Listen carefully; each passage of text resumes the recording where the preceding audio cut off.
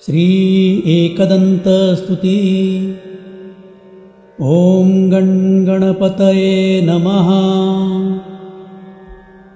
गृत्समद उवाच मदासुरा प्रणम्यादौ परशुं यमसन्निभं तुष्टाव विविधैर्वाक्ये शस्त्रं ब्रह्मामयं भयात्। मदासुर उवाच नमस्ते शस्त्रराजाय नमस्ते परशो महन् तेजापुञ्जमयायैव कालकालाय ते नमः। एकदन्तस्य यदिर्य सर्वधर्मस्थापनात्मकं त्वमेव नात्र सन्देहो रक्ष मा शरणागतं। कालरूप स्वमेवेह महाप्रलयसूचकाः काः समर्थश्च ते वेगसने देहधारकाः। अतस्तवा प्रणमाम्येव ज्योतिरूपं महाद्भुतं रक्ष मां भयभीतं वै शरणागतवत्सल। नमस्ते एकदन्ताय मायामायिकरूपिणे सदा ब्रह्मामयायैव गणेशाय नमो नमः। मूषकारूढरूपाय मूषकध्वजिने नमः। सर्वत्र संस्थितायैव बन्धहीनाय ते नमः।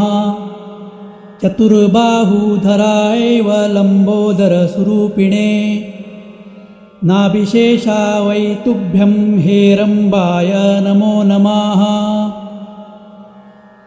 चिन्तामणिधरायैव चित्तस्थाय गजानन नानाभूषणं युक्ताय गणाधिपतये नमः। अनन्तविभवायैवानन्तमाया प्रचालकाः भक्तानन्दप्रदात्रे ते विघ्नेशाय नमो नमः। योगिना योगदात्रे ते योगानापतये नमः। योगाकारस्वरूपाय एकदन्तप्रधारिणे मायाकारं शरीरं ते एकशब्दा प्रकथ्यते। दन्तासत्तामयस्तत्र मस्तकस्ते नमो नमः। मायासत्ताविहीनस्त्वं तयोर्योगधरस्तथा कस्तवां स्तोतुं समर्थाय स्यादतस्तैवै नमो नमः। शरणान् गतपालाय शरणान् गतवत्सल पुनः पुनः सिद्धिबुद्धि पते तुभ्यं नमो नमः। रक्ष मामेकदन्तस्त्वं शरणागतमज्जसा भक्तं भावेन सम्प्राप्तं संसारात्तारयस्व च। ॐ गणपतये नमः। इति मदासुरेण प्रोक्ता श्री एकदन्तस्तुती संपूर्णम्।